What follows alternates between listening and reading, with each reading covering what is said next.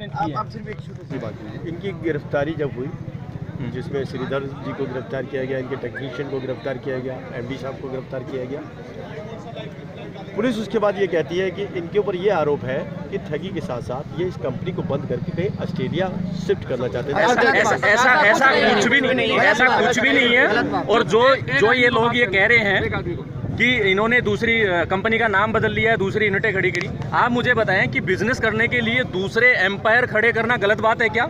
अपने परिवार के अंदर ग्रोथ करना, अपने सोशल फैमिली के अंदर हम ग्रोथ करते जा रहे हैं। और मैं ये नहीं कहूँगा कि आपके बीच में कि कहाँ सोशल मीडिया कहाँ कौन से बिजनेस को कहाँ डिस्टर्ब कर रही है और उससे कैसे लोग तड़फड़ा रहे हैं। एक ऐसी लॉबी जो तड़फड़ा रही है कि ये सोशल मीडिया में इन्होंने कर क्या दिया।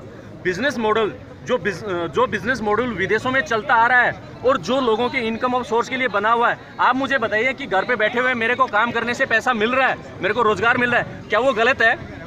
आज इनको ऐसा लगा कि इस तरीके से इन्होंने बहुत बड़ी ठगी कर दी गई। इनके पास में एक छोटी सी रिपोर्ट आई कि 57,500 रुपये दिए और कंपनी ने ये कहा कि आपको वर्किंग मिलेगा और उस वर्किंग का पैसा मिलेगा। आप इस गिरफ्तारी को क्या मानते हैं? गिरफ्तारी को मैं टोटली ये मानता हूँ कि एक लॉबी इससे परेशान है और वो लॉबी षड्यंत्र के तहत ये सारा का सारा किया धरा है और डॉक्यूमेंटली उनके हाथ में कुछ भी नहीं आया है कि कंपनी में कहीं पे नुक्स निकाल सकें। और देखो, पेमेंट का कोई इशू नहीं है क्योंकि पेमेंट डिले हो गया, उसके लिए कंपनी की तरफ से जवाब मांगा जाना चाहिए था कि भाई आप डिले कर रहे हैं, लोगों का पैसा डिले क्यों कर रहे हैं। यदि हमने फ्रॉड किया है तो हम कभी भी, हम का मतलब मैनेजमेंट कभी भी एक नंबर में पैसा हम आपका नहीं लेते, हम आपका कैश में पैसा लेते। और इवन यहाँ तक लोगों ने ये बोला कि हम इन्वेस्टमेंट दुगना करने के लिए यहाँ पैसा डाल रहे हैं, कंपनी ने उनकी आइडिया तक ब्लॉक किए हैं क्योंकि हम सोशल मीडिया को प्रमोट करना चाहते हैं और